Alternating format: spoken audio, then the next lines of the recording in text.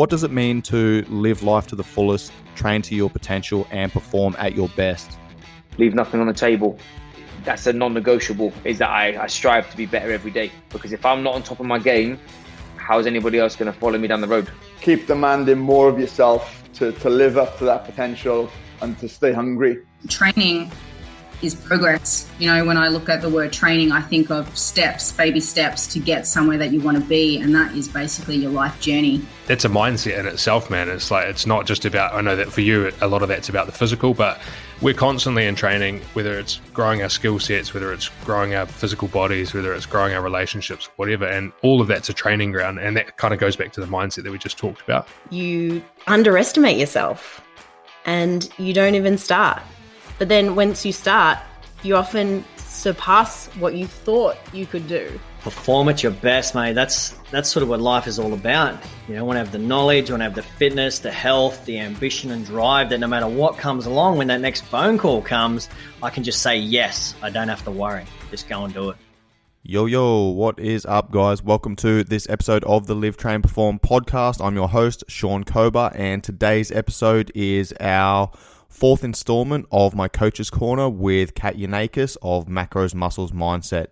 In the first installment, we went through what to look for in a coach, as well as our journey and evolution through the fitness industry. Then we went into how to implement functional training tools into your workout regime. That was followed up by how to deal with chronic injuries and pain. And during this last episode of the conversation, we're going to be diving into whether it's worth training at an emotional state similar to competition or not. Let's get this episode underway. The next question comes in from Alex Westcott, 12345 on Instagram. Are there benefits to training at an emotional state similar to what you will experience in competition?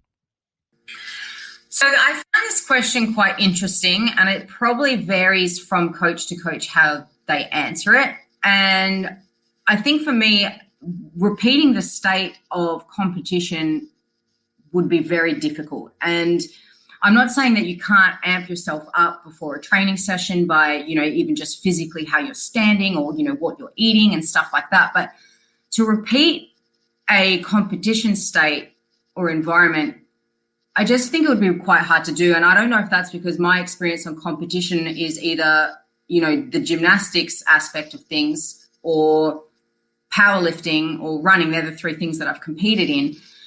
The environment around me is always full of adrenaline. It's full of energy. There's people there. There's a build up to it. There's a lot of emotional intensity behind going into the competition. If you're powerlifting, you've got judges there. You've got people yelling out your name. There's lights flashing. You've got, there's a whole, I can't replicate that in a session. I can definitely feel super energized and feel like, I might smash out a PB or something like that. But to repeat the environment, I think is quite hard to do. And in saying that, it also kind of links back to what I said earlier about how you're training on a weekly and then yearly basis. So my approach is, 90% of the week is working with intention, which basically means looking at mechanics and consistency. And then 10% of the week and over the year is, what we'd call competition or going balls to the wall. Like basically I'm saying, if you're going to do one hardcore session, you do it once a week, not every day. And this is a gripe I have, unfortunately, with CrossFit, is a lot of coaches don't explain that when they go into a class. And CrossFit's something that's intense. And if you're going 7 days balls to the wall, then you're gonna burn yourself out. So I know that's often a little tangent, but I think what you need to consider is if you're trying to replicate a competition environment, maybe you should be doing a competition, if you can, or focus on just one session a week being that session where it's really hardcore, because the other 90%, you want to improve your skills, your coordination, accuracy, agility, balance, flexibility, then train your engine capacity, your power, your strength, your speed, and then compete. So it's always, for me, it's mechanics, consistency, and then intensity. Yeah, I love what you just said then about, once a week testing yourself, because so many people they think that, and I was like this as well when I was younger, when I was in the army. I'm going to fucking, compete with my mates, and we're going to see who can put themselves deepest in the pain cave. And like there were times where we would finish a physical training session whilst I was in the army, and I couldn't fucking eat for hours afterwards. Like the smell of food made me feel sick. And, I was trying to unlock my car door and my arms were just like quivering. And I was like, and, that was a badge of honor back then. But, I now know that I'd pushed so hard into a sympathetic state, that fight or flight state, that I was so jacked up, and my body just couldn't accept food because it had like pushed all of its resources away from my digestive system. And this is something to think about as well. And I've spoken about the autonomic nervous system in multiple episodes in the past. But your autonomic nervous system is the balance between the sympathetic state, which is fight or flight, and the parasympathetic state, which is rest and digest. So to answer this question, I think it really depends on the person that I'm talking to. If you're somebody who, has to ramp yourself up for everything that you do, you have to motivate yourself, you have to fucking slap yourself around to, release cortisol and adrenaline and things like that. Like, you're probably so sympathetic driven that trying to train in that state to replicate competition is probably not going to be a good idea for you. You're probably like, desensitized to cortisol, adrenaline, noradrenaline, etc. So for you probably need to spend some time firing up the parasympathetic nervous system and getting into more of a relaxed state, so that when you do go into that competition state, you get that response that you want, where you get excited, you get that adrenaline release that is going to fuel you. Now, on the other side, I went through this period as well. When I got back from Afghanistan, I'd already been to Iraq, East Timor, and Afghanistan was my third deployment as a soldier. And I was getting fucking shot at. I was in firefights a lot. And I got back from Afghanistan and I no longer got excited to play rugby. I no longer had that adrenaline dump because being shot at was the fucking most exhilarating thing that I'd done in my life.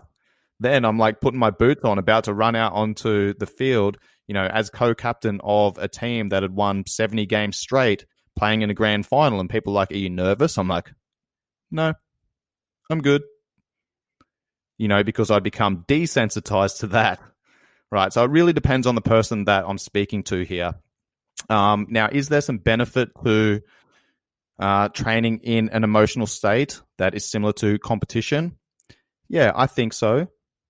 And what I'd say here is, for example, like when Peter Yan fought against Jose Aldo for the UFC bantamweight title earlier this year, one of my mates, Johnny, who's the boxing coach at Tiger, went over with him, and I was like, dude, when you get to Dubai, do some training sessions at the same time that he's going to be fighting.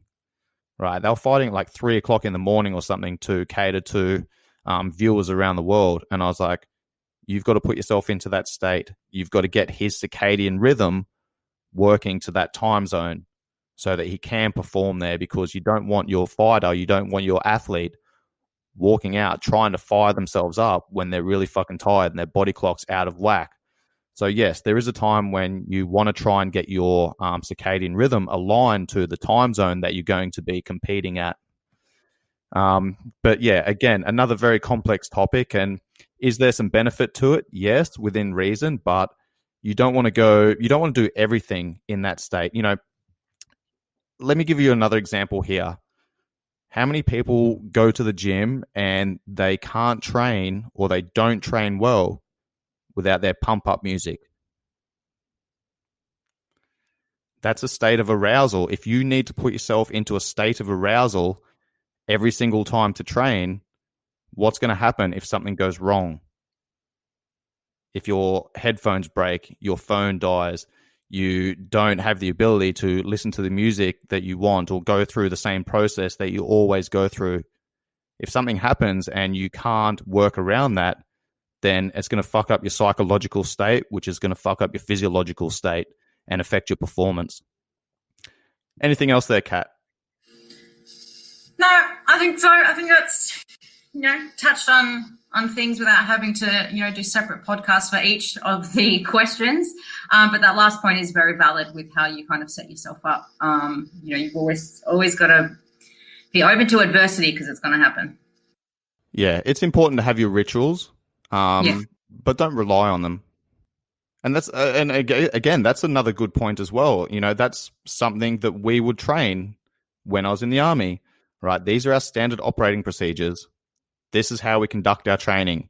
But then you'd throw a spanner in the works. See how you react, because it is important to have your rituals, but you also need to be flexible enough to be able to adapt to whatever comes up in your environment. 100%.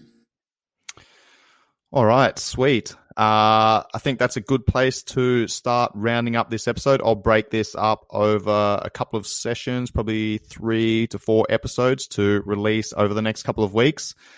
Where can people find you, Kat? So you can find me at www.macrosmusclesmindset.com.au, or you can find me on Instagram at macrosmusclesmindset. Awesome. Thank you very much for being my first repeat guest. It's a pleasure to have you on. It won't be the last time. Let's chat again soon. Thanks for having me on. Thanks for your time. You're good. Thank you. And that rounds out the entire conversation that I had with my friend Kat of Macros Muscles Mindset. If you got some benefit from this episode, please make sure you pass it off to your friends and family. Also, if you share it on your socials, make sure you tag both Kat and I. I'm at coach_Kobes, Kobes, and Kat is at Macros Muscles Mindset. Tag us in your stories so we can also share it on our social media platforms. Any 5-star ratings and reviews are appreciated, guys. Anyone who does leave me a 5-star rating and review will receive precedence when it comes to answering these questions on the podcast. Much love, guys. Peace.